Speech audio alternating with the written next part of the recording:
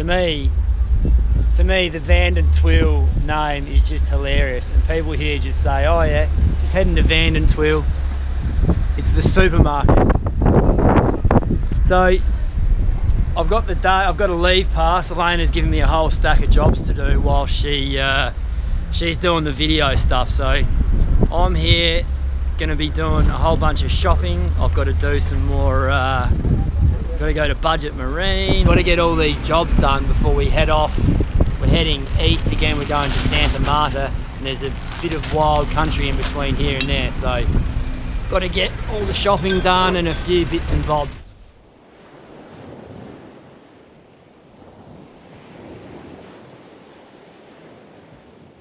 What's going on, baby? We're just leaving Bonaire and heading to Colombia. Yeah. It should be interesting. There's a pretty wild little passage there, so we would have had to have left today regardless, but it looks like we've got not too bad winds, so I'm very stoked about that. Yeah. And I've got to hug the coast. I would not have thought that. I've checked with a whole bunch of other sailors and online blogs and forums and, you know, YouTube channels and stuff like that, and they reckon hug the coast, which, well, I mean, that wouldn't stand to reason, would it? We'll see. Counterintuitive, see, as my friend Lucas would say. Morning. It's possible I've had too much coffee this morning, but there's something that I wanted to share with you all. We've got 10 or 15 knots of wind, and I could just watch this following sea for days on end. It's beautiful, just gently pushing us in the right direction. It's sort of like watching a fire, but for sailors, I suppose. It's very, very soothing. The wind stayed at around 10 knots for most of the day, so we finally had the chance to hoist the asymmetrical spinnaker for the first time since the Atlantic crossing. I was extremely happy it wasn't mouldy in the bag after spending the entire hurricane season in a humid cabin.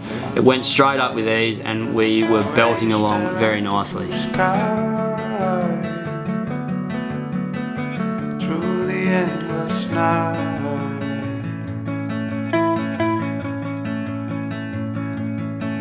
Now, the asymmetrical spinnaker is a perfect example of one of those things that is a bit daunting to begin with, and then once we used it a couple of times, that sort of fear or trepidation that we might have been feeling initially just completely evaporated. Now it's our favourite sail. And now it is far and away our favourite sail. We absolutely love it. So this sail we flew on the Atlantic crossing, but it fell down twice because of dodgy Turkish rope, and also I rigged it up wrong. And I've just been sitting here it's just so beautiful. I absolutely love it. When the conditions are calm, it just drags us along and causes the frequency of the waves to be less, and we just sit in the water so beautifully, and we're going quite fast. I just love sitting here watching it work, the way it sort of breathes. So when it becomes overpowered, it just sort of lets a bit of wind spill out if you've got it set up correctly, and it's just beautiful. It was when I was looking at getting one made in Australia, this was before the Atlantic crossing, I sent a whole bunch of emails out, and one of the guys that replied, it was actually two girls that I went to school with. It was their dad, their old man, Ray Brown. So he sent me an email back going, I believe you went to school with my daughters. Would you like me to knock you up a sail? And I was like, yeah, awesome. So cheers, Ray. Cheers, Ray. At night time, with just the two of us, we're happy just to be moving ahead rather than making a lot of ground. So we dropped the asymmetrical spinnaker. We're generally pretty cautious, and we knew that this patch of water is quite treacherous. There is, however, a constant trade-off between safety and comfort, as moving fast with a lot of sail up is much more comfortable with the winds behind you, but having little sail up, it's much easier to deal with if a squall blows over. Where the straight of oak stays, My favourite part of the day is just before dawn, when the sky starts to turn shades of red and yellow and the water glows. This is usually the time that I'm on watch, and it's always very peaceful and I feel comfortably alone. Occasionally I'm greeted by a morning squall or a sea container ship cruising by, but my favourite company is of course Riley when he wakes up. Oh man! Oh my god! Right behind the boat! Yeah? Yep. Like 50 metres behind. Yeah. Oh, Yeah, tuna! yeah. Big ones. Come on, baby. Come on, baby, eat my squid. They're 100 kilo tuna.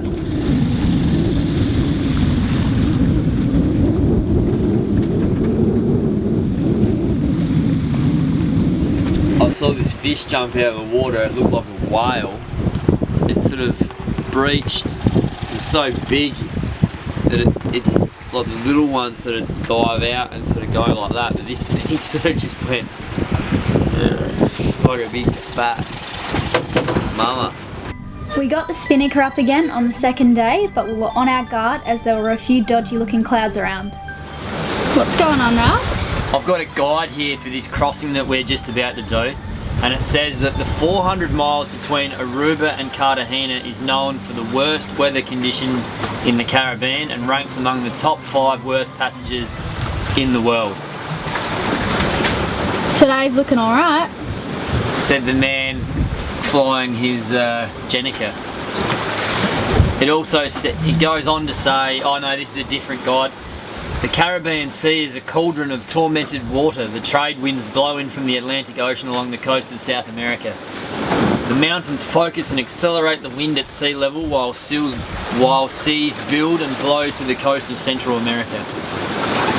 But yeah, so this crossing, it's actually pretty wild. We knew about it, and I'd actually read this guide a while ago, but we've just had no wind. I'm predicting it's going to get a little bit worse. But yeah, I think we left at a good time. Yeah, we did. We got lucky with the weather.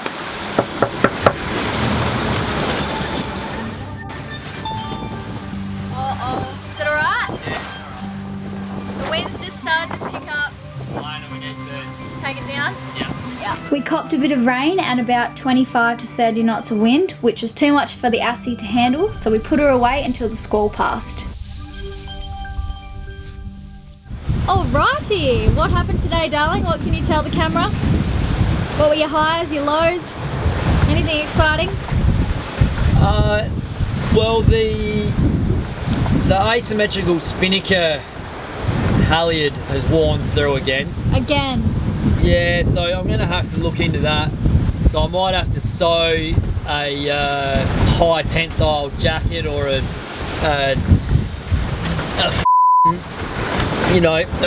friction resistant jacket around it where it goes through the eyelet. I'm not sure how I'm going to attack that problem yet, but apart from that... Oh, is that a bite on the fishing line? No, I don't. Come on! Apart from that, I'm just like insanely happy. Me too. The Vagabonde is she's happy. I'm keeping her happy, she's keeping me happy. This season is just infinitely better than last. Yeah. We've got power, we've got like water maker. I don't know, it's just been easier. Yeah. Well, my day has been fabulous. Done a bit of work on the laptop making the next episode.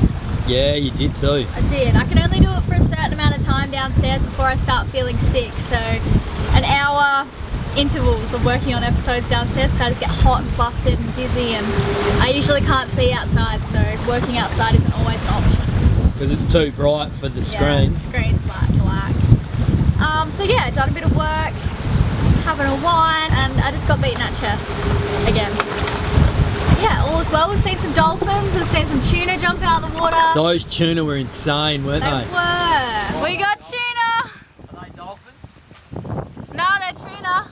No, they've got to be dolphins. Babe, they're tuna, you can tell. Oh my god.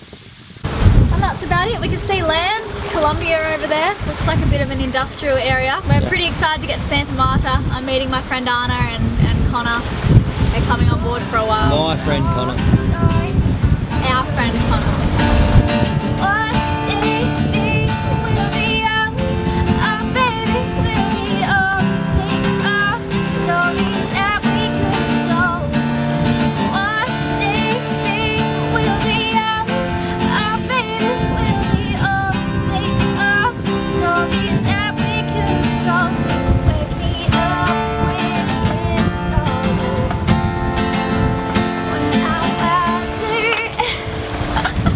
Oh, big one! Our bad weather had finally arrived. Jeez. So we've just turned on the engine in the last hour and we're motor sailing to Santa Marta. It's just around the corner. So yeah, we turned the engine on in hope to... What? 12 knots. We just got 12 knots boat speed. We turned on the engine to motor sailing, hope to arrive before the sun sets, which is only like an hour or two away. And yeah, this is a little wild spot. We've got 30 knots of wind and we're averaging like 10 knots speed. So yeah, it's been good fun the past few hours.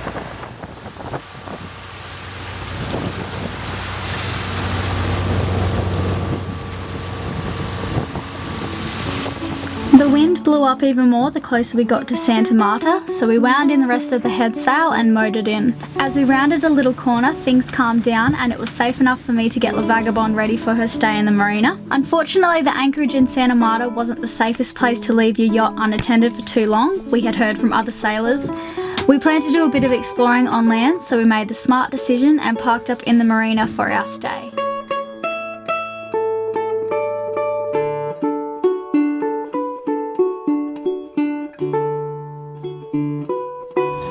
We arrived here and it's the Ark.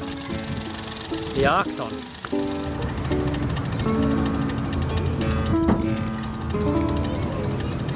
All those flags means there's a bit of a party going on.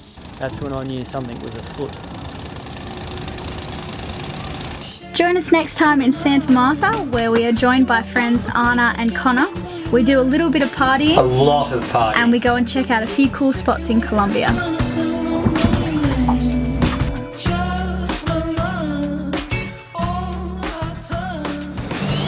We're rolling, Gav. It's F9 time. Here we go. It's not working. Hold on. Why isn't it working? Uh-oh, I did something really bad. Babe, we have a Don Becker. Donald! Just gonna check the status. That was over there. Green light for Don. Congratulations, you're welcome on board the Vagabonde. Please get in contact with us and we will organise a date to have you on board. Yay!